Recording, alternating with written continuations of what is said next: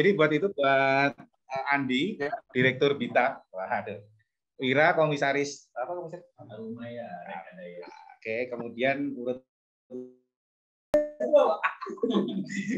Direktur Nawaba, dan terakhir adalah Gagas dari Direktur Soa Studio ya, yang paling tua.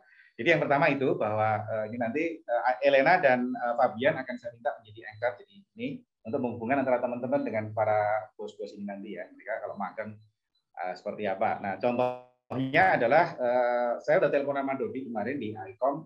ICOM lagi surut proyek ya karena ekonomi lagi nggak menentu 2024 terus resesi global. Tapi ya namanya Dodi ya, yang kayak kita juga ya. Dia mikir positif. Nah, mumpung nggak ada proyek, kita mengembangkan riset gitu ya. Mengembangkan risetnya, mereka ingin ICOM itu ingin butuh parametrik tapi yang kawasan. Nah, jadi kayak Elena yang saya plot untuk ke ICOM, magang di ICOM, dia harus belajar parametrik untuk kawasan dalam satu ini. Di tahun depan ketika dia KP, itu udah benar seperti yang diharapkan Dodi. Sehingga dia jadi counterpartnya Dodi untuk mengembangkan riset. Nah, itulah yang Dodi itu 97. Nah, itulah yang nanti ke Andi, kita butuh riset apa kan ada Pak Sugeng juga di situ. Kita tawarkan ke mahasiswa nanti. Elena dan ini akan jadi anchor. 1 tahun lah, mereka tingkat 3. Gitu ya, tingkat 3. Jadi masih ada 1 tahun atau dalam 6 bulan kalau ada yang bisa dicicil, mereka magang di kita itu bisa lewat mereka. Nanti saya jadi makelarnya. Makelarnya saya gitu ya. Nah, itu yang pertama ya. Nah, yang kedua adalah ternyata di mahasiswa saya cek itu masa depan mereka itu adalah critical thinking. Anak gua si Puli juga dia sekarang di Blibli juga cukup survive 2 tahun itu critical thinking diuji. At least ketika dunia arsitektur tidak punya proyek karena resesi ekonomi, akan anak-anak pindah ke tempat lain yang masih ekonominya bagus, yang dipakai adalah critical thinking. Tapi pertanyaannya, critical thinking seperti apa? Orang sepakat ya, most employees sepakat bahwa critical thinking itu penting. Tetapi critical thinking-nya mau seperti apa? Itu nggak ada formulasinya. Itu adalah peluang buat gua untuk melakukan riset. Jadi karena kalian semua sudah jadi entrepreneur, sudah harus membangun usaha, pasti ada critical thinking. Tapi critical thinking-nya seperti apa kan enggak eksplisit ya, kan campur aduk. Nah, itulah saya akan kirim beberapa anak-anak kalian untuk magang, tapi saya juga punya agenda adalah menyerap khususnya ya paling nggak yang dibutuhkan oleh anak-anak itu critical thinking gitu. Jadi ketika nanti magang dikerjain, tapi ya minta waktu untuk inilah wawancara, ngobrol, dan wawancara itu nanti kerangkanya saya akan menyusun gitu. Jadi menggali pengetahuan praktis yang ada di lapangan menjadi pengetahuan teoritis. Itu pengetahuan dari saya. Silakan buat teman-teman urut yang paling tua, Pak Andi Harapan, Direktur PT Bita, silakan memberikan respon Pak Andi. Oke, selamat pagi Pak Agus. Sini juga selamat pagi buat teman-teman. Pagi menuju siang ya. Oke. Bagus banget ya Pak Agus terkait dengan idenya tadi ya dan rencana-rencananya, dan sebenarnya kalau di kita kan di Bita itu kita ada memang ada 3 anak perusahaan di situ, ada BEE Bita Enarcon Engineering, lebih fokus kepada engineering ya di situ gitu ya, dan proyeknya juga industrial, dan kita ada juga BBS, Bita Bina Semesta, lebih fokus kepada master planning dan studi-studi lingkungan, dan kita juga ada BKM lebih fokus kepada hospitality untuk desain arsitektural gitu ya, sama interior dan juga landscape gitu. Jadi kita sih sebenarnya terkait dengan MBKM ya, dan apa tadi yang disampaikan oleh Pak Agus, critical thinking ya, critical thinking. Cuman memang bagaimana menjembatani antara kebutuhan kita yang sangat praktis sekali dengan metode yang diinginkan atau yang diharapkan dari mahasiswa tersebut gitu Pak Agus. Jujur kita di proyek sangat praktis sekali, dan kita mengejar target waktu menjadi sangat penting, dan juga kualitas menjadi sangat penting gitu.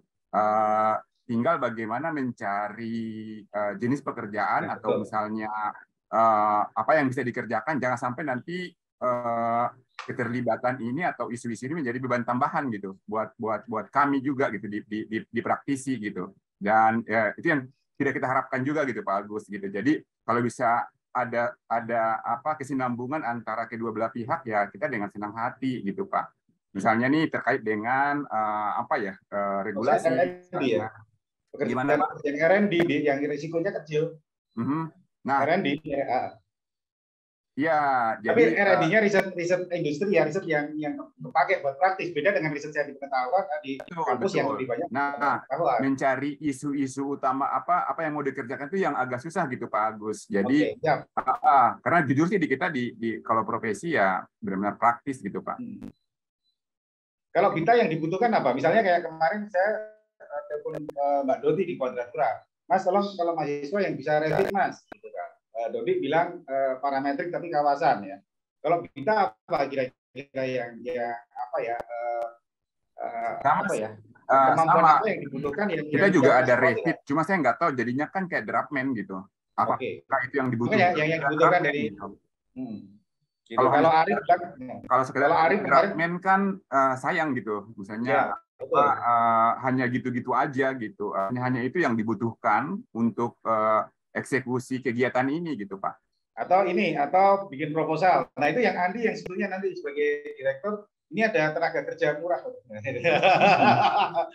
Gitu loh, tenaga kerja murah kira-kira yang cocok apa? Kita kan 1 tahun lah mempersiapkan itu.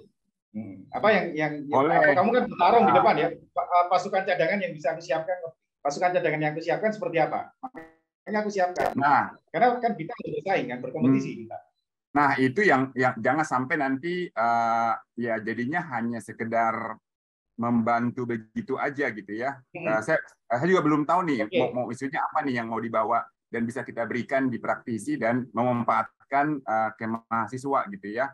Apakah nanti justru mereka juga hubungan kerjasama yang nanti kita bisa menjadikan mereka kerja di tempat kita atau mau seperti itu, atau misalnya mereka hanya belajar untuk mengetahui bagaimana profesionalisme di pekerjaan arsitektur atau seperti apa gitu Pak. Jadi saya juga belum paham akan hal itu gitu. Oke, kalau gitu memang saya harus main ke Bita ya, ke kantor kamu ya, untuk lihat peluang-peluang apa yang bisa diisi. Masih Pak Sugeng masih di situ kan? Masih. Kalau jujur aja, kalau hanya di desain sekedar bantu-bantu saja sih biasa banget ya gitu. Jadi saya nggak mau hanya kayak gitu doang gitu misalnya. Kalau Arif ini dia kemarin ngobrol, dia nggak mau diajak anak ITB nggak akan mau bantu desain, bantuin apa bisa nanti larinya sih pertanian gitu kan. Gitu. Oke, terima kasih Di ya. Berarti peluang apa di Bita memang saya akan janji sama Andi sama Pak Sugeng lah silaturahmi bukan sebagai akademisi tetapi saya tetap di akademisi ya. Nah Pak Sugeng juga udah lagi purna tugas tapi masih di industri kan. Nah itu yang relasi antara akademis dengan industri itu yang saya Andi dan Pak Sugeng memang harus mumpung ada di Bita itu yang memang akan kita diskusikan terus gitu. Baik, oke terima kasih Andi. Berarti kalau saya dengan Andi, saya harus datang ke sana untuk mendefinisikan kebutuhan Bita apa yang bisa disupport oleh arsitektur ITB, paling nggak lewat saya. Oke, terima kasih. Yang kedua, urut 2. Iya. Ini Wira Satya, komisaris dari Arumaya ya, silakan. Baik, terima kasih teman-teman Pak Agus, terima kasih kesempatannya. Jadi memang benar ya yang tadi dibilang Andi bahwa kita harus ada dua kubu nih sama-sama punya dapat benefit gitu ya. Persis. Jadi nggak bisa hanya satu sisi aja karena ini kan sebagian running bisnis, sebagian dia perlu dibekali. Cuma memang timingnya ya saat ini industri arsitektur itu sedang ada di masa-masa yang jelek banget. Jujur aja mungkin kita juga mengalami, kami di sini juga mengalami, kita struggle untuk nyari proyek. Jadi yang Andi bilang tadi, benar-benar kita praktis aja lah. Itu memang ngisi perut aja sekarang. Kita ngisi perut. Beda dengan zaman yang dulu-dulu ya, kita rasanya tabungan untuk proyek itu banyak, jadi kita butuh yang muda-muda untuk bantu-bantu tuh rasanya nyari peluangnya juga banyak gitu. Sekarang kita masih mapping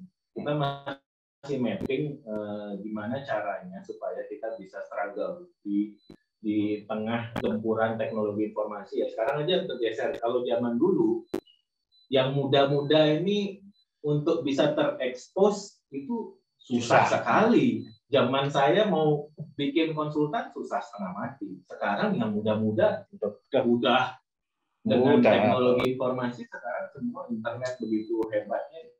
Jadi kalau menurut saya tadi nyambung dengan urusan apa sih yang harus dibekali ke mereka selain di bidang arsitektur ya.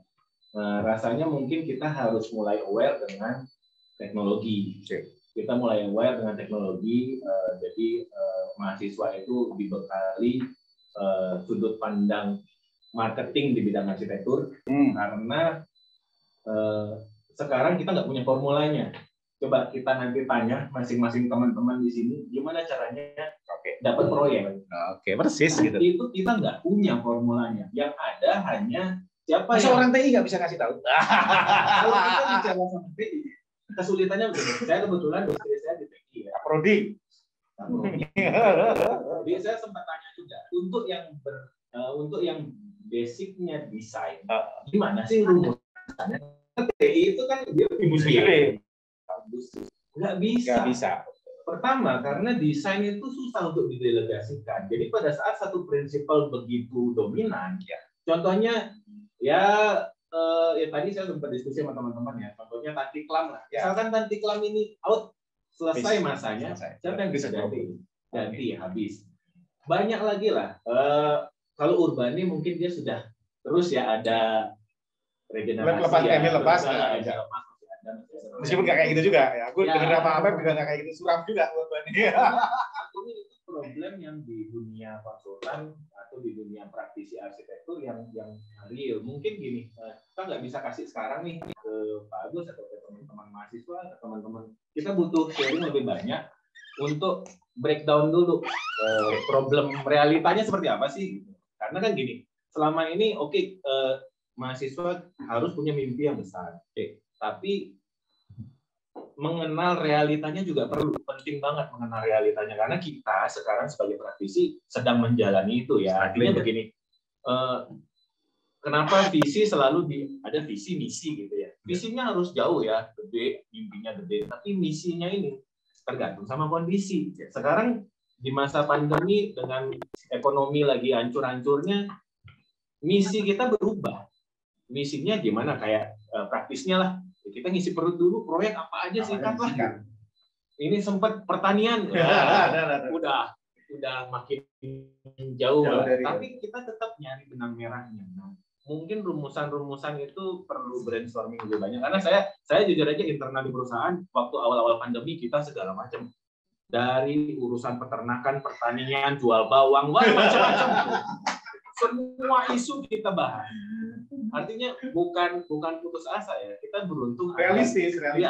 Kita beruntung berada di pendidikan kita arsitek, which is banyak ilmu yang kita tahu, kita belajar strategi karena perencanaan ya, jadinya macam-macam dipikirin, walaupun tidak semua dieksekusi, tapi itu ada, cuma saya nggak berani ungkapin sekarang karena butuh, maksudnya gini, takutnya idenya terlalu dangkal.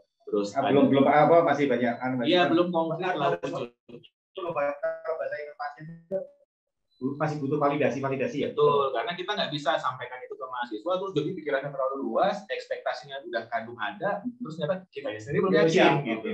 Ya itu mungkin dari saya ya. Nah tadi kalau aku bisa balik ke Fabian ini, ternyata kan satu hal yang sudah terbukti ya, bahwa yang kalian tidak bekali, termasuk saya waktu praktek pertama kali adalah marketing, ngurus bisnis arsitektur gitu. Nah, kamu masih tingkat 3 nih awal nih. Belum terlalu jauh. Terlalu terlambat.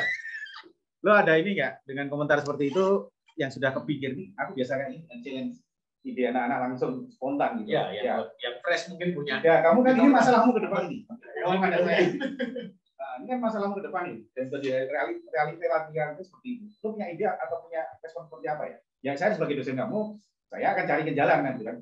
Gitu. Saya akan carikan jalan gitu. Tapi lihat bahwa ternyata arsitektur tidak dibekali cukup pengetahuan untuk berbisnis, gitu ya. Marketing segala macam. Jadi cuma taunya berkarya bagus-bagusan desain gitu. Sementara untuk membuat bisnisnya berkesinambungan, strategi marketingnya gimana, apa ya macam-macam lah di situ. Gimana kalau menurut kamu gimana? Israel ya. Saya juga mengalami sama sebagai seorang dulu awal-awal. Sekarang ya alhamdulillah anakku udah lulus, sudah jadi dosen, penelitian gue banyak gitu. Jadi selama di Cikadau perutnya kenyang udah bisa beli apartemen. Iya, tapi kan itu saya ya. Beliau kan masing-masing punya struggle yang seperti ini. Gimana kalau menurut kamu Fabian? Mungkin kalau saya saya cuma bisa lihat dari sisi mahasiswa aja mungkin ya Pak. Soalnya kan saya juga seperti tadi yang dikatakan oleh Pak Agus, saya masih tingkat 3, masih baru mulai tingkat 3, dan juga belakangan ini baru mulai aware sama apa ya, kebutuhan di luar sekedar mendesain lah di dunia arsitektur. Cuman mungkin mungkin dua hal ya, kalau misalnya dari prodinya sendiri kayaknya bakal ideal kalau bisa memfasilitasi mahasiswa dengan suatu mata kuliah ya, mungkin bukan mata kuliah yang teoritis tapi mungkin lebih ke hands on ya, mempelajari tentang gua sediain semester depan. Misalnya kan ada mata kuliah yang eksibisi, itu kan di desain interior. Eksibisi kan itu beneran bikin belajar cara bikin exhibition atau pameran karya. Nah itu kan mata kuliah cukup hands on. Nah, mungkin untuk yang saya mungkin kepikiran adalah bikin mata kuliah yang modul pembelajaran seperti itu, tapi dalam hal marketing. Ini seperti itu. Ini saya tambahin sedikit ya, sebelum kita ngumpul semua, saya sempat sharing sama Gagas nih. Bukan sharing, saya cerita gitu lah. Nggak ditanya, saya cerita baik banget kan ya. Jadi, ya dia pasti suka cerita. Masalah di kantor aja di telepon. Jadi gini, kita yang awalnya itu kan bayangannya, industri arsitektur kita punya karya, orang akan datang sendiri beli. Bayangannya begitu. Padahal tidak seperti itu. Jadi kita harus ikut-ikutan sama teman-teman kan. 30% enggak, kalau bilang gue dapat proyek itu 30% harus kasih feedback gitu. Gila, gini, saya waktu mulai terjun ke dunia profesional itu bukan di konsulen arsitektur kan, Pak Agus tahu di developer. Di developer itu saya mengenal dunia marketing. Jadi bagaimana kita menyasar pasar yang lebih besar, ada kategorinya lah, pasar mana. Nah, sementara di arsitektur ini kan arsitektur kita tidak diajari itu. Bagaimana menyasar pasar? Pasar yang seperti apa yang cocok untuk karya yang seperti apa? Ruang untuk berkarya ini gede banget. Cuma kita nggak sadar bahwa market tuh butuh seperti apa. Itu yang tadi saya bilang, ada irisannya dengan teknologi informasi yang sekarang. Jadi orang sekarang, kita lihat di IG, kita posting nih, karya-karya kita. Yang menarik perhatian orang, pasti banyak. Padahal itu kan, ya namanya media sosial ya, itu semu. Kita mengalami arsitektur itu kan harus data. Harus benar-benar merasakan ruangnya, segala macam. Ini tampil-tampil apa, bagus-bagusan image kan. Nah itu yang mungkin teman-teman di mahasiswa perlu dikasih gambaran realitanya, atau di prodi perlu dikasih semacam apa ekstra pengetahuan lah, marketing ini seperti apa, betul apa yang harus dibekali. Bagus. Memberikan tambahan juga tuh bagus tadi yang disampaikan oleh Pak Wira. Bagus lah, pasti bagus. Makanya tuh harus di sini. Bagus juga ini ya tadi. Jadi kalau saya lihat juga arsitektur itu kan tidak hanya kita memberikan sebuah konsep dengan gambar-gambar yang begitu indah gitu ya. Jadi kalau dilihat juga seperti apa yang disebutkan oleh di IAI gitu ya, bentuk 6 layanan dari arsitek itu sendiri gitu. Mulai dari tahap konsep, skematik atau pradesain, desain development, gambar kerja, terus membantu tender atau menyiapkan dokumen untuk tender sama pengawasan berkala gitu ya. Nah, sebenarnya keenam ini pun kalau kita perhatikan untuk bisnisnya, bahwa itu pun sebenarnya bisa menjadi pekerjaan yang bisa kita lakukan juga gitu. Nggak sekedar hanya konsep. Orang kan selama ini berfokus hanya konsep saja gitu. Bisa aja loh kita meneruskan konsep oleh orang lain, kita bisa mengenal desain development atau gambar kerjanya gitu. Itu juga bisnis sebenarnya gitu, dan itu menarik juga untuk dilakukan gitu. Nah, bagaimana kemudian kita menyiapkan diri atau misalnya kemampuan untuk bersaing di bagian-bagian itu gitu, atau bahkan di bagian tender misalnya, kami juga pernah mendapatkan pekerjaan seperti itu, menyiapkan dokumen tender, membantu klien menyiapkan dokumen tender yang nanti akan dibagi-bagi untuk kontraktor gitu misalnya. Dan itu juga butuh gitu ya. Visualisasi ya. Betul. Jadi nggak hanya sekedar visualisasi saja gitu, tapi juga dokumen-dokumen itu tadi yang baik dalam bentuk gambar, spesifikasi, bahkan koordinasi membuat dengan bidang-bidang lain gitu ya, superimpose gambar misalnya gitu, atau bahkan membantu di RAB-nya juga atau melihat bagaimana kemudian itu terkoneksi dengan baik antara bagian-bagian itu juga menjadi sangat menarik gitu. Jadi itu punya bisnis juga gitu, bisa hidup dari itu juga gitu. Bisa ada duitnya kan. Betul. Bahkan dengan pengawasan berkala juga sama gitu, bahwa bagaimana kita kemudian mengecek gambar yang dibuat oleh konsultan itu atau pada tahap tadi mulai dari konsep, skematik, desain development sampai gambar kerja. Itu kemudian kita cek di lapangan apakah sesuai dengan apa yang dilakukan oleh kontraktor atau bahkan kontraktor membutuhkan tingkat detail terkait dengan hal-hal tersebut gitu Pak Agus. Jadi itu kan kadang lupa ya, kebanyakan di mahasiswa-mahasiswa terutama khususnya nih di ITB gitu ya, hanya fokus kepada konsep yang indah-indah semata. Jadi sekedar hanya konsep aja. Emang lu waktu mahasiswa nggak kayak gitu nih? Kayak kita kalau lagi orang lain kayak kita juga dulu. Ya kayak gitulah Pak Agus gitu. Jadi bisnis di arsitektur itu banyak sebenarnya. Oke. Itu kira-kira input Pak Agus tadi menambahkan. Oke, makasih. Itu berarti kan sudah kayak kita yang membutuhkan akan seperti apa adalah kalau saya menangkapnya ini ya, engineering spesialis. Ini Elena dan Fabian itu jam 1 harus ada kuliah lagi, mereka harus istirahat siang, jadi mungkin kita harus batasi sampai setengah jam lagi paling ya, jadi masih ada Wildan, bener ya, Anas dan segala macam. Oke, yang berikutnya adalah Wildan ya.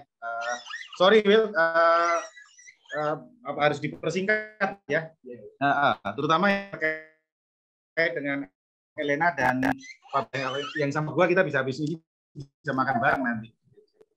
Ya sih, makasih Pak Agus, salam kenal buat rekan sini walaupun sebagian, mungkin setengahnya ya saya udah kenal. Pak Andi Harapan juga mungkin nggak pernah ketemu saya, tapi mungkin ketemu Luna. Karena ada kerjaan juga ya sama Bangko, kebetulan dan sekitar dari kita kemarin dari tadi. Sebenarnya kalau tadi dari sebenarnya untuk kampus Merdeka itu sampai yang satu lagi terkait apa ya, dunia arsitektur lah ya, maksudnya hasil petualangan kami beberapa tahun terakhir. Sebenarnya saya lebih tertarik yang kedua terus sih kan yang dibagi gitu, apalagi tapi mungkin karena kita fokusnya ke yang pertama ya. Sebenarnya kalau untuk di salah satu peluang gitu yang sekarang lagi berkembang itu sebenarnya landscape ini.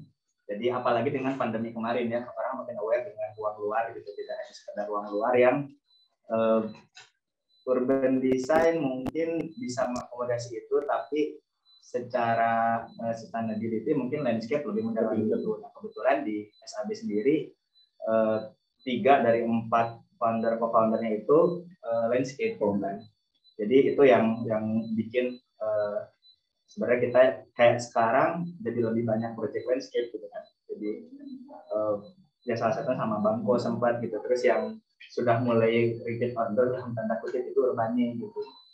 Terus ya memang kita untuk project gede sih nggak muncul ya namanya. Tapi kayak kemarin Jakarta International Stadium sama Jakarta International Velodrome itu kita ikut bantu landscape-nya. Terus koridor Sudirman Tamrin Jakarta kita juga bantu. Tapi ya itu nanti lah mungkin bisa cerita ya kenapa nama tidak semua perusahaan itu bisa muncul gitu namanya kan. Nah kalau dari landscape sendiri fokus kita sekarang yang sudah mulai apa ya agak ajek itu konsep WSUD sih, water sensitive urban design. Jadi di Indonesia mau dimanapun gitu kan, mau yang curah hujannya tinggi atau yang curah hujannya rendah, masalahnya itu ya di air gitu ya. Yang kita coba itu juga pas kemarin waktu kita review master plan ITB itu juga yang kita coba terapkan di sini gitu. Mungkin di sana. Terus jadi air isu yang dipegang SAP yang bisa kita sama-sama adalah air ya. Ya sebenarnya semua poin hijau lah, tapi kan yang lagi ini ya. Kebetulan kan sekarang lagi rame ya gitu, GBCI terus GBHI ya Pak ya, Bangunan Hijau Indonesia gitu kan, itu jadi inilah. Tapi kalau yang lain-lainnya masih banyak lah sebenarnya yang bisa digali, tapi ya balik lagi mungkin kalau di SAB sih proyeknya range-nya lumayan Pak, antara yang yang nggak bisa dibilang besar lah, menengah sampai yang kecil gitu. Jadi ya nanti bakal macam-macam sih kalau misalnya nanti magang, bisa jadi bagiannya di yang menengah, bisa jadi yang kecil gitu. Jadi balik lagi lah. Cuma kayak so far kita dari kita coba memperlakukan bahkan yang KP pun itu seperti yang magang, dalam artian ada banyak ilmu yang harus kita kasih lah gitu kan. Karena kan kalau dulu ya mohon maaf, karena KP itu kan ya tadi yang Pak Agus bilang gitu kan, tenaga kerja murah. Oke, jadi gini mungkin di TA saat ini yang baru mulai 2 minggu, kita akan men-challenge mahasiswa dengan isu tertentu. Makanya saya close tadi isu di air. Nah, kalau memang nanti banyak yang berminat, aset-aset dari mana kan dia mendalami di situ ya. Jika nanti ternyata isu yang akan direspon mahasiswa. Jadi sekarang TA-nya tidak maunya tidak based on project, tapi based on isu. Nah, jika isu nanti kita lempar misalnya siapa yang tertarik dengan isu air, nah kalau SAB punya proyek-proyek yang seperti itu ya akan saya usulkan untuk diundang untuk cerita. Ini loh cara arsitek merespon isu air gini. Itu yang lagi rame di TA sekarang itu. Ada lagi nggak tadi kira-kira yang mau disampaikan lagi? Itu aja dulu Pak. Nah itu ya. Betul. Nanti terakhir kan buat Elena dan Fabian untuk kasih komentar. Arif dari DA Interplay. Kita lanjutkan ngobrol-ngobrol di mana? Di Bubur dulu. Oh ya. Terima kasih atas waktunya. Nah, saya sebenarnya bingung ya ngobrolin apa, karena di Interplay ini sudah berkembangnya udah karuan. Iya, kemana-mana seperti yang Mas bilang kok gurita. Apapun dibikin, ya kita sekarang isi perut dulu lah ya. Enggak, dia mah isi tambang isi tabungan. Kita split mulai dari tambang ada, terus 3D printing ada, pertanian ada, apapun kita lakukan. Kenapa ya tadi kita merasa stuck ya, arsitektur. Nah, itu juga aja jadinya ya. Iya, kita apalagi di pandemi arsitekturnya. Kalau kita tetap di sini mati gitu ya. Nah, ya gitu. Apa namanya? Akhirnya kita disertifikasi. Nah, sempat saya sharing sedikit itu lebih ke proses ini kan kita bicara semua ini industri ya, proses bisnis ya. Proses bisnis. Jadi wajar aja mahasiswa yang baru tidak mengerti proses bisnis karena diajarin adalah parsial, mau itu konsepnya doang, mau itu desainnya atau apapun. Tapi tidak memahami prinsip umum di proses bisnis, mulai dari produksi sampai marketing dan konsumsi ya, dari produksi sampai konsumsi ya. Iya, proses bisnis itu mungkin yang diperkuat ketika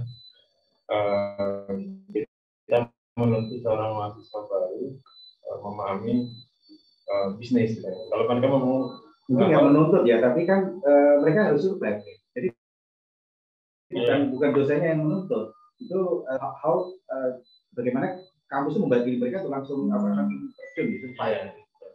Nah, ketika bagaimana cara biar mahasiswa ini bisa atau punya trigger untuk mempelajari proses bisnis adalah mereka harus menemukan motivasinya. Motivasi untuk berbisnis. Percuma juga kita jadi market itu gini loh, terus mereka tidak punya motivasi itu ya, tetap aja itu akan lewat. Nah, kita lebih menggunakan ke sesuatu yang dipanggil dari dalam ya. Iya. Apa itu? Mungkin perlu contohnya kalau bisa saya masuk ke ITB, arsitektur ITB itu 2004 100 orang saat itu, dengan yang daftar 3.000 orang, berarti 1/30. Jadi ketika saya masuk, saya menemukan 29 orang yang lain. Ketika saya lulus, saya masih daftar lagi ke perusahaan-perusahaan. Saya keterlaluan, saya harus menggantikan 29 orang yang sedang di ITB. Kurang lebih begitu. Itu yang saya pegang sampai sekarang. Ketika karyawan saya minimal 29, nggak boleh kurang dari itu ya. Itu yang motivasi seperti itu yang ya mau tidak mau, jadi saya harus mikirin, saya harus memahami proses itu. Apapun itu yang saya lakukan. Oke. Terakhir nanti Elena dan Fabian ya merespon itu semua. Karena tadi sama dengan kata Pak Arif, kita perlu ngobrol lagi. Terutama setelah Elena selesai COVID ya, nanti karena nggak mungkin kita ngobrol Zoom seperti ini ya, kita atur strategi berdua lah dengan Fabian. Anas dulu ya guys ya. Itu artinya kalau saya ngomong Anas dulu ya guys, itu kapan gua diundang ya? Sebenarnya udah banyak Pak. Iya tetap. Banyak Pak, mau cowok. Tahu aja. Silakan Mas. Ya, terima kasih atas waktunya. Sebenarnya mohon maaf ini kan saya telat ya, jadi belum tahu kira-kira apa sih yang di ini kan Pak. Ya kan saya gini-gini, saya kan itu satu anak KPI kamu itu kemarin gimana cerita? Apakah bisa dikembangkan? Jadi saya kemarin ada satu anak bermasalah ya, dia mengalami depresi, anaknya minder gitu loh. Ya tapi dia tuh mau belajar sama saya Fabian, ya, si Dinda. Bingung terus karena dia mau jadi tadi yang saya sebut magang itu si Dinda tuh menunjukkan bahwa dia mau belajar sama saya sehingga saya punya tanggung jawab. Ini anak kalau misalnya nggak bagus-bagus amat tapi TA dia AB ya. Karena tadi kata Arif dia motivasinya tumbuh nyaman sama saya. Nah begitu dia KP betulpunlah anak buah gue yang bos itu Nas gue nitip mau dia gitu. Gimana kira-kira paling nggak evaluasi lah karena kamu sudah pernah aku titipin satu mahasiswa yang bermasalah dan Anas tipikal orang yang ngomong. Ini cerita itu ya Nas. Ya, terima kasih Pak Agus. Ini mohon maaf saya di sini juga sebetulnya masih belajar. Ada kakak, ada bapak-bapak di sini yang lebih keren. Apalagi belajarnya lewat di proyek. Tapi kalau saya sih gimana?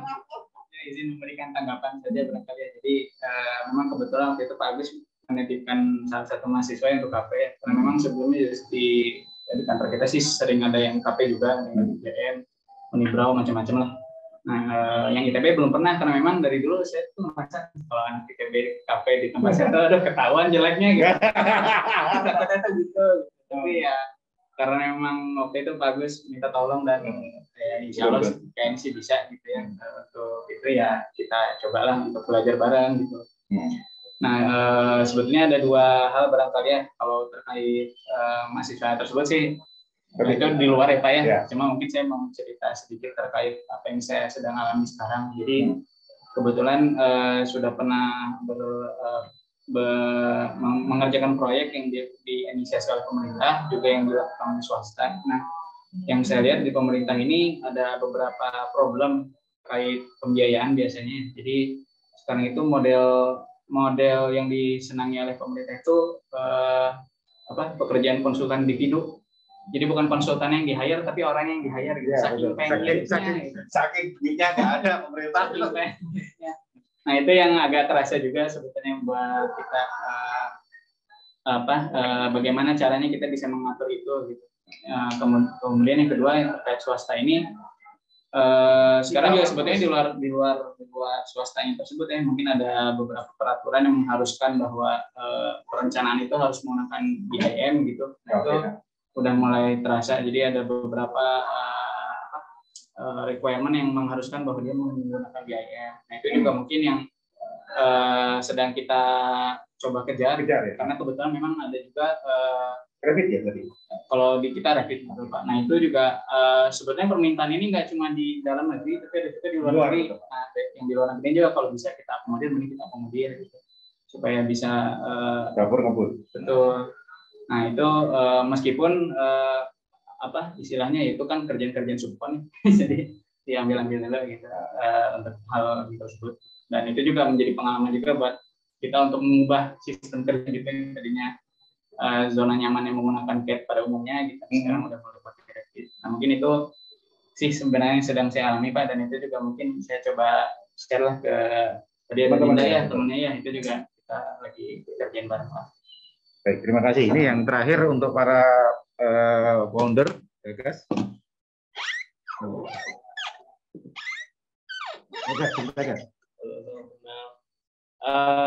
Kalau saya malah lebih muda lagi sih ya. Saya baru bukanya dibanding 2016.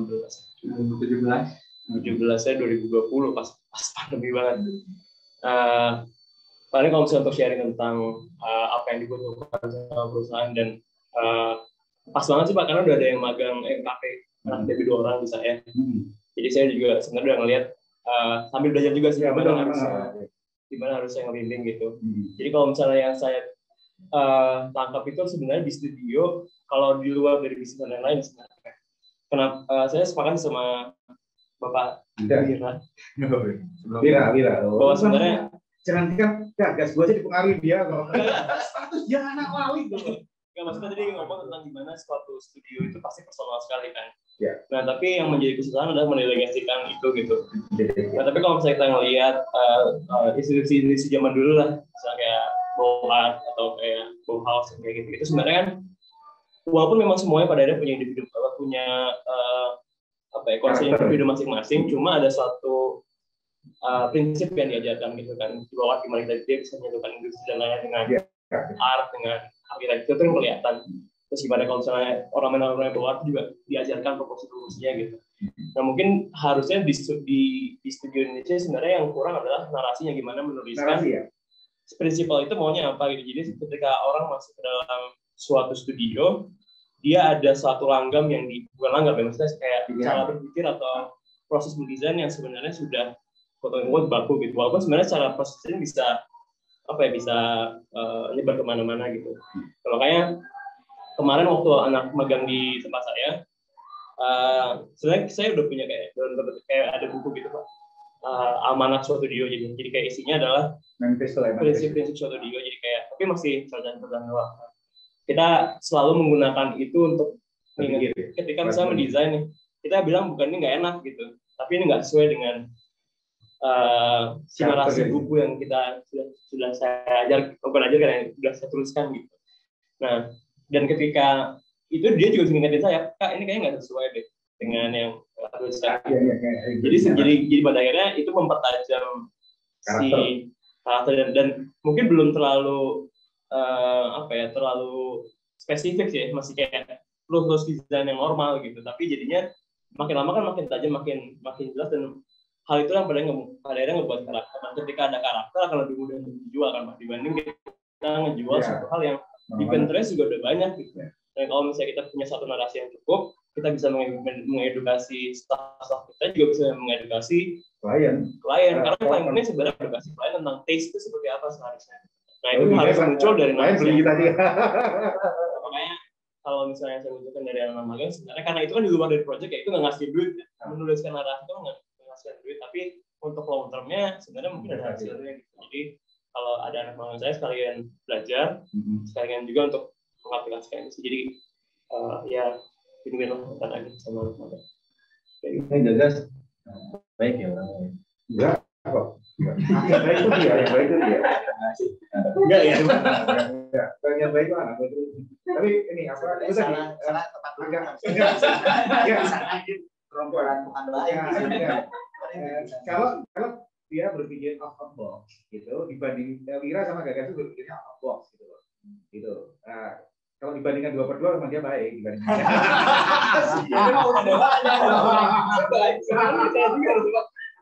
Udah biangnya kalau yang ini. Kalau Anas kan urut, bagus. Ya, tapi kan tiap orang yang punya diferensiasi masing-masing ya. Dan itu yang nyata dari sebelah saya adalah strategi bisnis tadi, strategi diferensiasi gitu ya. Oke, Elena dan Fabian, mungkin Elena dulu nih. Terutama gini nanti habis ini, barangkali aku sih kepengen setelah kamu COVID ya, selesai kita ngobrol lagi sama Fabian, gimana memfollow up ini kan masih brainstorming, masih awal ya. Gitu. Dan mungkin siapa lagi nanti Fabian yang bisa diajak, jangan banyak-banyak ya, berapa orang dulu memfollow up ini. Artinya, ada masalah gap nih, apa yang dibutuhkan di luar dan apa yang diajarkan kalian di dalam, itu ada gap. Dan kita belum bisa mengandalkan institusi untuk menjawab gap itu, prosesnya panjang. Nah, berarti kan lintasan-lintasan alternatif apa inisiasi kita kan harus kita buat nanti Elena dan Fabian. Kira-kira gitulah yang ke depan setelah kamu bisa ketemu dengan saya dan Fabian, kita cari ngobrol bareng itu, kita cari itu. Nah, dengan challenge seperti itu, Elena yang sudah cukup banyak membantu saya. Ada tanggapan, silakan Elena. Nggak apa-apa ya berhadapan dengan orang-orang liar. Saya udah jinak. Dalam balik kita jinak semua ya.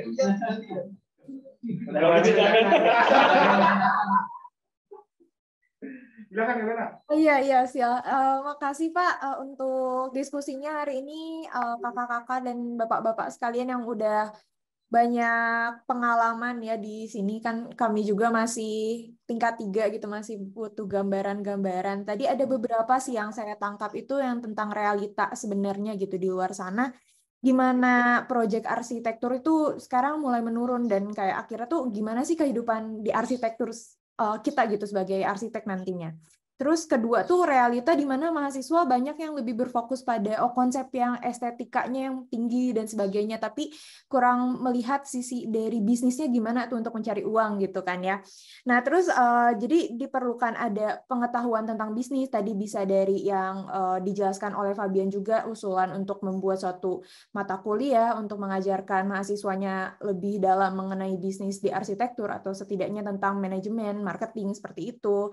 Lalu juga tadi ada bahasan tentang kolaborasi ya dari Pak Andi, yang kolaborasi di mana dari berbagai bidang ini tuh bisa menjadi peluang untuk bisnis gitu sih yang saya tangkap, dan ini menurut saya sangat menarik karena mungkin kita sendiri di arsitektur ini sebagai mahasiswa kita nggak terlalu banyak untuk kolaborasi dengan teman-teman di luar gitu, jadi kita tidak tahu realitanya gimana nanti collab-nya seperti apa dan sebagainya. Nah mungkin ini yang perlu kayak diajarkan juga dari para dosen atau bapak-bapak sekalian lebih berpengalaman gitu untuk kami. Kenapa Pak? Maaf Pak. Disiplin-disiplin lain ya. Ya, betul. Belajar dari disiplin-disiplin lain, pertama kalau kata saya bisnis ya, entrepreneur ya. Betul Pak.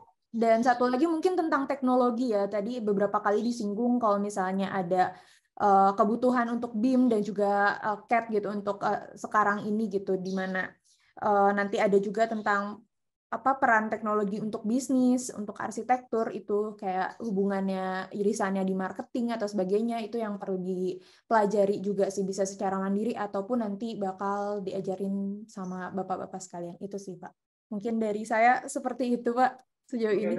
Ya, terima kasih Pak. Berarti kalau berikutnya nanti gitu sudah sehat nanti dengan Fabian, how to-nya ya, how to execute-nya, dan ajak beberapa teman untuknya nanti gimana. Ya 1 tahun barangkali cukup lah untuk gerak dari bawah, dari formal.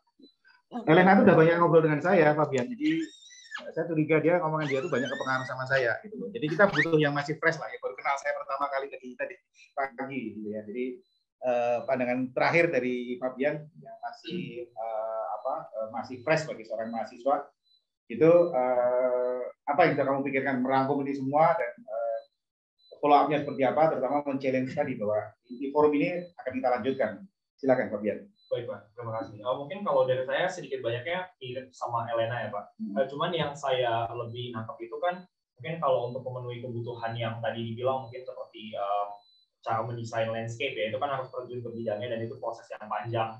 Habis itu juga mengenai BIM itu kan juga kami mahasiswa biasanya masih pakai SketchUp, CAD dan Rhino kebanyakan seperti itu, dan BIM juga untuk mungkin bisa dibilang cakap dalam menggunakan BIM kan butuh proses yang cukup panjang. Habis itu juga tadi sempat ada bahas soal diversifikasi, nggak cuma kayak proyek arsitektur aja, dan kita harus lihat peluang bisnis di bidang lain juga. Nah mungkin menurut saya untuk kami mahasiswa kalau misalnya untuk harus langsung terjun ke masing-masing bidang itu akan terlalu luas, terlalu jauh dan terlalu banyak. Sehingga menurut saya mungkin yang diperlukan sekarang itu mungkin seperti tadi, mungkin nggak harus dalam bentuk mata kuliah Pak, cuman mungkin ada media lah. Mungkin ada media. Gini, mata kuliahnya bisa kredit learning nanti. Iya, di independen segala macam. Ada slotnya, sudah ada. Baik. Mungkin tapi bentuknya apa kayak gitu? Silakan lanjut. Mungkin membahas soal, mungkin pertama lebih ke pengenalan secara holistik ya. Seperti apa yang peluang yang ada apa aja, soalnya kayak misalnya saya juga baru paham atau mungkin sedikit tahu lah ya. Bukan paham, mungkin sedikit tahu tentang hal ini setelah ngobrol sama kakak-kakak semua. Kakak-kakak semua. Kakak paling pas. Udah bener lah. Bener. Jadi mungkin untuk pertama butuh wake up call dulu sih yang menurut saya. Oke. Bener sekali. Soalnya menurut saya apa ya? Mungkin nggak semua orang seneng ya untuk. Mungkin saya lebih suka yang teoritis dan pokoknya mungkin praktis. Jadi mungkin kalau untuk bisnis dan lain sebagainya. Itu hal yang memantik interest saya dan mungkin beberapa teman-teman saya gitu kan. Tapi memang ada yang seperti tadi kayak seperti kata Pak Agus itu tertarik sama mungkin membahas konsep ya, memang fokusnya di situ. Narasi gitu ya.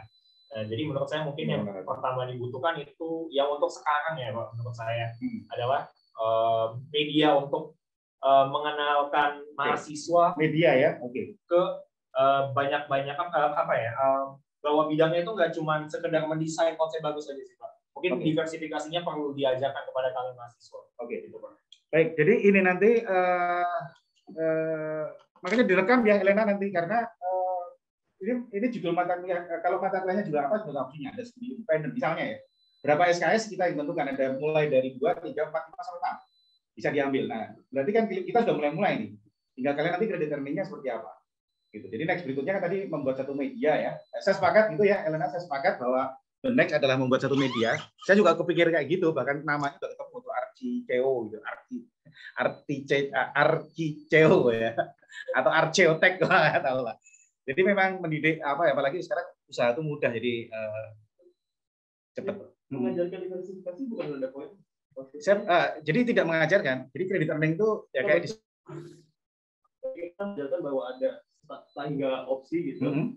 Ya sebenarnya antara lo tahu semuanya ada banyak opsi yang bisa dipilih, tapi juga nggak tahu sebenarnya opsi itu apa kan. Ketika saya di sini Imagi kan ada yang saya SPPK gitu ya, ada yang bawa lo bisa jadi desain, lo bisa jadi graphic design, bla.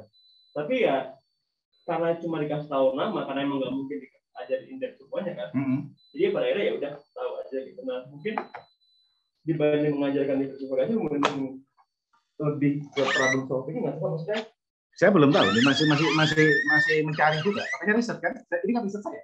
Karena gini Pak, kalau misalnya tadi kita mengajarkan bahwa misalnya dari Pak Arif, pertambangan terus ke pertanian dan lain-lain itu kan sebenarnya bukan karena dikasih tahu bahwa ada opsi nama pekerjaan, ada chance bekerja di pertambangan, tapi kan melihat bahwa itu ada opportunity yang bisa diambil gitu.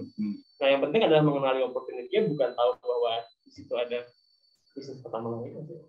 Kalau menurut saya urutannya bukan kita buka jembrengin kesempatannya dulu ya, tapi alasannya kita mencari kesempatan lain itu kenapa dulu? Pertama pasti survival di bidang arsitekturnya berat.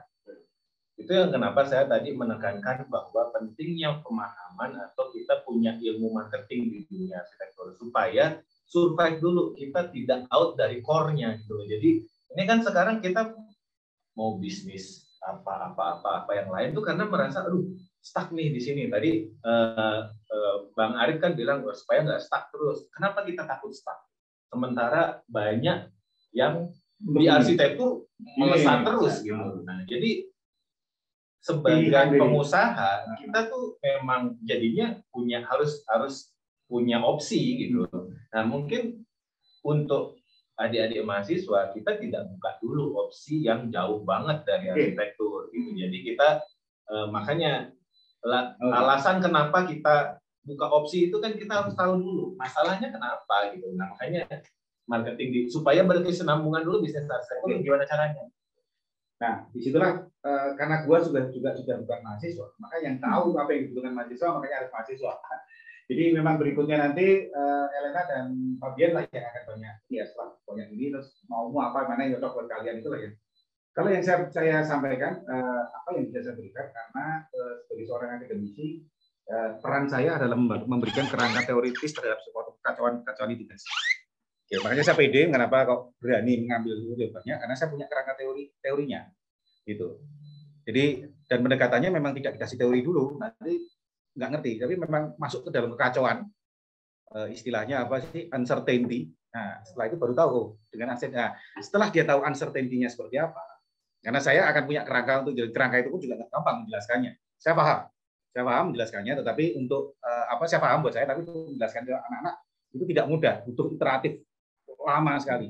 Tapi itu untuk menjawab dengan kekacauan ini saya ada di mana sih? Saya akan berjalan ke arah mana? Gitu loh. Saya yang punya hanya sebuah kerangka teori itu membaca itu semua. Kalau saya ada di mana dan posisi mana-mana kan nanti masing-masing kan. Nah, posisi saya dan itu tidak mudah ya. Saya bisa membangun kerangka itu tuh membacaannya luar biasa gitu ya. Ini toh gitu. Jadi kalau saya dari sini berarti saya harus ke sini, kalau saya mau ke sana saya harus ke sini. Nah, yang saya di sini dan saya mau kemana itu memang para mahasiswa itu motivasi. Saya hanya memberikan map itu yang bisa seperti dia itu memang yang punya pikiran untuk wah saya harus ya kayaknya kan motivasinya harus menggantikan yang dia rebut gitu ya. Cuma memang beberapa orang motivasinya beda. Beda. Ada isi perut, ada Macam-macam. Oh, oke. aktualisasi dirinya, Macam-macam. efisien gitu. Silakan punya Memang. interior, arsitektur, developer, kontraktor, satu lagi landscape juga kalian. 5. Waktu saya mau mendirikan perusahaan, 5 core bisnis itu yang kita rasakan. Tapi kenyataannya, realitanya, ngejalanin 2 aja lah, arsitektur sama konstruksinya, mati-matian kita gitu. Buru-buru bisa ke landscape dan lain-lain. Jadi sebenarnya kenapa kita berpikir 5 itu? Karena 5 itu beririsan. Interior, selalu setiap kita habis ngedesain, sekalian dong interiornya udah jadi, kan dong ngebangun.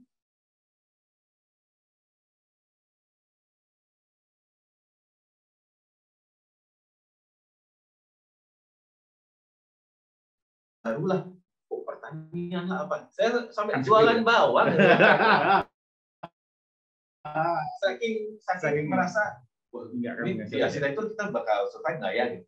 Ya jual beli kendaraan gitu, otomotif lah jadinya gitu. Macam-macam kalau bicara korbis. Ini kita kasihan lah adik-adik ini. Nanti mereka yang akan memilih, ya. Pecah kepalanya. Gitu. Mereka akan memilih. Tapi saya pikir karena ada Fabian dan Elena cukup punya kapasitas untuk ini problemnya, lalu saya pilih di sini itu ada saya yang membimbing nanti. Jadi tidak khawatir karena ini juga kalau diteburin di kolam renang masih belum kolam renang yang beneran gitu. Jadi nggak akan tenggelam kamu, kalian paling minum air aja. Kayak gini tuh bisa enak tuh kalau kita ngumpul tapi nggak ada waktunya. Makanya itu yang nanti saya akan ngobrol. Betul, itu yang sama Elena dan saya sama Fabian akan saya coba bicarakan. Sebagai satu contoh ya, prestasi Elena ini adalah saya bikin satu sayembara gitu. Target saya cuma 8 karena yang penting memancing bupati datang jadi mancing bupati datang ke satu PK dengan satu sayembara ke satu desa. Target saya 8, ya 8 peserta udah lumayan kan? Wah, ada 8 proposal nih. Jadi gini, duitnya pakai duit ITB bikin proposal sayembara desa. Jadi ada 8 proposal. Bupati yang suruh bayarin membangun, gitu loh. Nah, bangunnya kerjasamanya sama ITB nanti untuk kalau bupati udah bangun di situ di proposal ITB, maka berapa proyek di kabupaten itu bisa dikerjakan sama ITB. Skenario seperti itu. Target saya hanya 8 peserta sayembara. Ternyata di luar dugaan, Elena dan kawan-kawan dengan strateginya entah gimana. Tahu berapa peserta yang masuk? Berapa nak pesertanya yang masuk, Nak? 51, Pak. Yang satu tim. Untuk Oktober ya penjuriannya. Jadi sekarang kita bingung nih. Jurinya nanti kalau ada pesertanya gimana? Nah, juriin 51 seperti apa? Gimana nggak confident gitu loh ketemu sama bupati. Ayo datang ke ITB kasih proyek pengembangan bupati ke pengembangan kabupaten wisata itu nanti ya. Tanyakan lanskap di tempat Bapak ke ITB, kita akan support. Ini aja sama mahasiswa 50 Pak loh. Dosennya gitu loh. Artinya Elena punya suatu, makanya baru dia punya satu cara yang kita nggak kebayang, yang ya gue cuma berharap seperti ini, ternyata hasilnya seperti itu. Itu nanti Fabian di berikutnya dengan kondisi yang seperti ini, gitu mereka dan teman-teman kita challenge untuk dianalisis seperti apa. Gitu. Setelah dari saya dapat ini, ya kita kumpul lagi nanti. Gitu ya Fabian, Elena. Baik, terima kasih sudah waktunya istirahat. Siap. Belum kan 1:30 ya. Izinnya ke saya. Masih tengah-tengah lah untuk istirahat ya. Tapi tadi saya ada kekhawatiran sih dan tadi sudah disampaikan sama Bang di rapat. Karena kan pasti arsitektur ITB sendiri kan punya misi untuk mencetak arsitek lah Pak ya. Jadi saya ya ada kekhawatiran kalau misalnya kami ini yang diundang gitu kan. Itu tidak menjelaskan yang tadi yang arsitek yang di atas maksudnya kalau saya sampai saat ini yang menurut saya bukan ideal ya tapi optimal lah Rich gitu kan, dia pernah nyoba konsultan di Bandung gitu kan di Urbane, terus ada gitu pernah nyoba di luar negeri juga gitu di Singapura gitu kan, terus pernah juga ke yang one class gitu kan kayak tapi dibanding Norman Foster ya mungkin di bawah Foster pernah gitu. Terus S2-nya juga arsitektur, terus sekarang bikin sendiri dan bisa dibilang dia dosen juga kan, dia dosen juga gitu kan. Tapi itu emang buat yang ngambilnya gitu. Bintangnya udah terasa ada. Ya, gitu. Oke, saya sudah Facebookan sama Rich, saya undang ke sini. Apa kata Rich? Pak Agus kita bisa berpelukan gitu. Kenapa? Ya gue bilang nggak mau lah nanti gimana apa. Ya, kalau sama gua sama Aris sudah satu ide. Nah, cuma masalahnya Rich itu kalau kata saya terlalu anaknya kacau dan pikirannya kemana-mana, dia susah nangkep. Jadi nggak bisa di frame. Dan dia di Jakarta, agak susah buat saya. Tapi ketika Aris bilang, Pak Agus bisa nggak kita berpelukan? Gitu. Artinya saya dengan ya sama-sama lu juga kan, dia juga tumbuh dari sebuah itu. Gitu. Jadi Rich itu biarkan, kalau kata saya, Rich itu punya mainan sendiri yang biarkan. Dia berapa kali launching buku juga saya bilang di sini.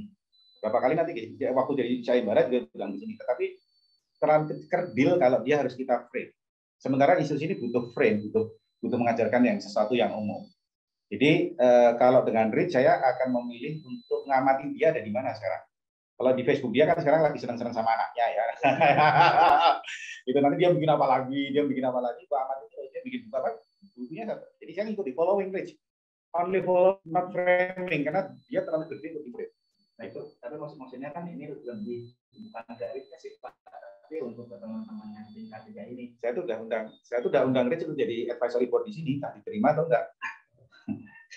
Ya sebenarnya gini ya, kalau kita bicara ya gitu, siapa sih orang yang paling pas ya?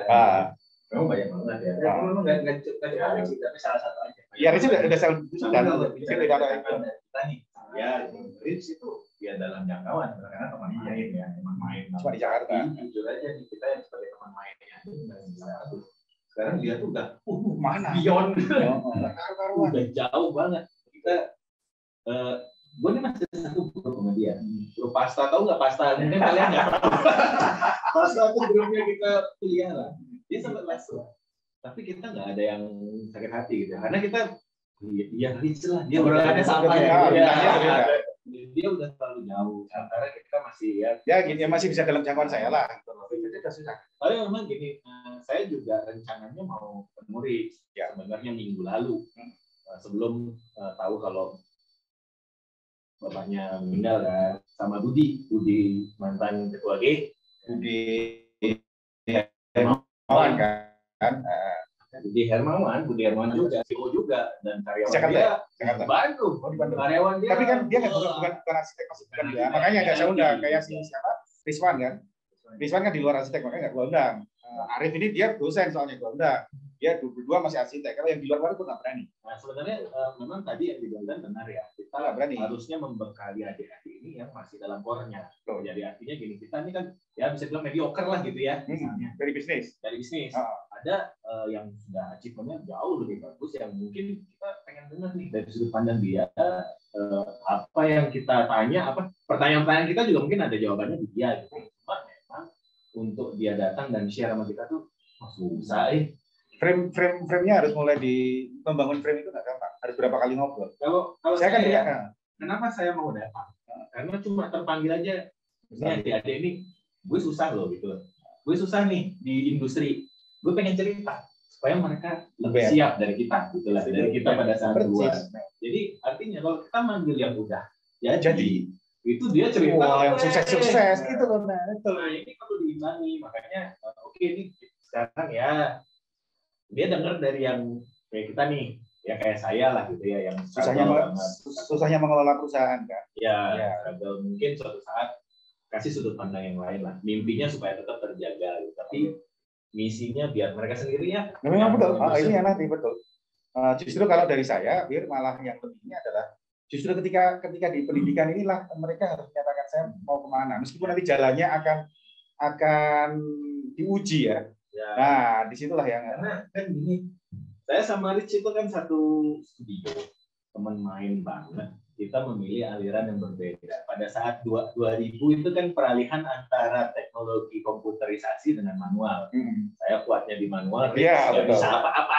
Rich nggak bisa apa-apa. Nah, tulisannya aja kita nggak bisa baca, saking bututnya. Saya waktu itu PD-nya sekedar sharing ya. Saya waktu itu pede bahwa saya akan jadi sesuatu. Dosen-dosen sini semua tahu kalau ini loh Wira, gitu kan. Ya dua dulu bintangnya, memang Wira sama Rich. Jadi waktu itu saya merasa begitu sombongnya karena Rich pun saya anggap apa sih gitu. Tapi dunia tuh nggak begitu ternyata. Pada saat kita berpisah, dulu kita bikin Omni sama-sama nih. Saya bilang 7 orang, akhirnya berantem. Ada Rich. Rich milih untuk ke Singapura, terus dia ke Inggris segala macam lah dengan jalannya. Saya bukan siapa, nobody. Saya di developer. Kenapa saya menghilang 11 tahun lah ya? Menghilang malu. Itu yang pengen saya cerita ke adik-adik ini supaya kenapa saya mau datang, karena saya mau berbagi. Ya paling enggak langkah-langkah yang keliru tuh mereka tahu resikonya apa, terus awareness-nya seperti apa, industrinya kejamnya seperti apa. Itu dari sudut pandang saya ya, itu yang bisa saya bagi. Tapi mungkin memang perlu dinetralisir sama yang modelnya kayak Rich itu, benar yang dibilang. Oke, berarti nanti pelan-pelan ke depan kompleks itu saya nanti depan. Gitu. Biarkan nanti mereka akan cerita, dikasih masukan kayak gini mereka akan cerita. Tapi maksudnya kalau sama yang ya seperti kami di sini kan intensitasnya akan lama ya Pak ya. Karena dekat gitu loh. Sebenarnya itu tadi maksudnya Rich bukan berarti harus ada yang apa yang di situ enggak, tapi ya sekali-kali misi gitu dan enggak cuma banyak lah. Nah itu kalau Rich sudah resmi bahkan sudah kita minta sebagai, kalau dia special report kan diundang secara institusi, tapi kan saya hanya mengusulkan. Nah mungkin kalau yang lain-lain ya peran dari forum ini, karena forum inilah forum kecil yang masih di arsitektur, tapi kemudian mengembangkan usaha di tempat lain, diskusi di tempat lain, dan masih di Bandung. Saya bisa handle. Jadi kalau ada kekeliruan, perbaikannya cepat. Nitip ke dia bisa. Mas Aji kan ngajar juga kan? Aji Negara? Ya kan Aji Negara, Aji di Jakarta, Pak. Saya di Jakarta. Tapi bukannya dia undang ngajar? Ya kan diundang yang ini, yang tinggi itu. Itu kan memang ini ya, apa maksudnya? Kita tuh punya banyak banget ya sebenarnya narasumber yang bisa ya menurut saya pantas untuk digali. Cuma jeleknya gini, tadi kan dia bilang gini, mau menular. Ada Gemawang yang sudah masuk di sini misalnya. Ngasih supaya yang masuk itu tahu lah guideline-nya segala macam. Kenyataannya di industri kita bukannya kolaborasi, yang ada bersaing semua coy. Jadi siapa nih, wah gua harus bisa gitu loh. Baru sekarang di generasi muda-muda ini baru berpikir kolaborasi. Kenapa? Udah hopeless, mau bersaing gimana kalau nggak kolaborasi? Ya, kenyataannya begitu. Jadi sering kalau kata saya beberapa arsitek top yang diundang itu mereka melakukan framing adalah yang bagus-bagus yang mereka punya, gitu loh. Jadi mengapa kalian yang saya undang dan tidak dalam forum kuliah publik, kuliah tamu? Karena kalau kita sih bagus-bagus kan. Sebenarnya ngelola perusahaan itu kan, ya gue aja nggak bisa. Kalau saya tipenya Wildan Arif. Oh, mau tahu gue ngelola perusahaan gagal, gitu loh. Akhirnya jadi dosen. Harus selamat jadi dosen. Gitu. Tadi yang dibilangnya kita, ajarin yang mudah-mudahan begitu bisa cabut bikin sendiri. Terus bersaing sama kita, habis-habisan gitu. Proyek di Bandung, siapa ya gitu. Jadi itu kenapa kok tidak yang bagus-bagus yang mudah, sudah banyak. Ya, karena itu tadi mengelola perusahaan itu tidak mudah, saya nggak bisa. Kalau bikin desain bagus sudah banyak, cari interest banyak. Berarti fokusnya memang di mengelola perusahaan ya Pak. Kalau saya ya. Bagaimana desain itu gini, jadi bagaimana desain itu bisa bermanfaat buat banyak orang. Paling tidak bisa bermanfaat buat karyawan kamu berapa? Nah, gitu loh. Kemampuan kompetensi desain kamu dan guna dan segala macam paling nggak bisa mensejahterakan 13 orang. 14 menurut saya Pak. Ya, 14 ya. 14 ya. Sama istri. Simpel itu gitu loh. Jadi value ya kalau kita di pengabdian masyarakat tidak mungkin apa-apa gitu loh. Tapi simpel itu adalah saya tidak bisa. Saya tidak bisa karena tadi ternyata jadi dosen bukan satu. Mungkin jalannya ke situ. Saya cuma punya satu karyawan masing-masing aja tuh nggak tahan kan karena memang ketika saya S3 saya bisa nyari proyek gitu. Itu 14 orang. Rumahnya berapa karyawan? Jakarta ya? Jakarta. Arif berapa karyawan? Kalau sebenarnya akhirnya baru berkurang. Ada 25. Nawaba sudah berapa karyawan? 3 orang. 3 orang. Di luar yang punya 3, mau nambah 1 lagi jadi 7. Swa sudah berani menjadi karyawan tetap? 2 tetap, 2 magang. Di luar founder ya? Ya. Nah, jadi yang bisa saya sampaikan ke Elena adalah kita boleh berpikir muluk-muluk tentang desain yang bagus, tapi teman-teman yang ada di sini itu sudah ada 2, 3, dikurangi 4 berarti 10 ya. Sekian rumahnya yang hidupnya tergantung dari mereka. Dan mereka itu bisa menghidupi banyak orang karena kemampuan desain. Gitu. Ya, sebetulnya itu, Wir. Dan ini juga ini saya sharing ke teman-teman juga ya. kenapa saya merasa penting banget pemahaman tentang marketing itu tadi, karena saya mikir gini, kita kan nggak punya strategi gimana cara berkesinambungan memperoleh proyek. Sementara dunia di arsitektur kita tuh persaingannya tuh kayak ya udah memprihatinkan lah ya. Baru sekarang mulai membaik, arsitek-arsitek muda ini punya cara sendiri ya. Keren banget. Jadi saya bilang ke teman-teman sesama founder gitu, bahwa kita tuh harus merangkul sesama ini, sesama rekanan. Kalau satu dapat kita bagi gitu. Semangatnya begitu, bukan bersaing. Karena gini, ada yang beruntung banget sampai overload, sampai waiting list, dan konsumen tuh mau nunggu. Saya tahu Piklan itu waiting list setahun lebih, Pak. Mau. Dia desain apa rumah tinggal tok. Jadi berapa 3-4 ya? Iya. Karena dia ngebangun ngedesain sama ngebangun kan. Waiting list. Nah, kita sebagai yang muda-muda ini, kalau kita membuka diri, datang atau ya sama-sama membuka diri lah, sebenarnya kita bisa sharing sub gitu kan, sub itu bagian apanya tadi Andi sempat bilang, mana orang bilang nah, tadi Andi sempat bilang kalau banyak. Salah satu yang mau saya ajak si Arif nanti. Ya, tapi masalahnya kita tidak sama-sama merasa. Oke, boleh di ini dulu karena sudah harus istirahat mereka berdua. Kita tutup dulu ya. Oke.